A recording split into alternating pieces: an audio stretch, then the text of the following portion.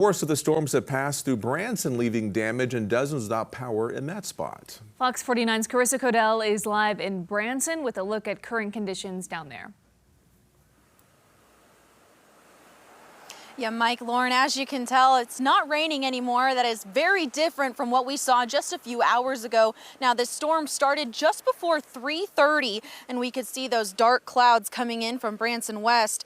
As soon as we started seeing lightning, rain followed soon after, and it's been steadily raining ever since until just about 6 o'clock. Small hail came down briefly at 3:45, but not much after that. The roads are not flooded, but there is still some water on those roads, making it easy to hydroplane. So be sure if you do have to get out that you are still driving safely.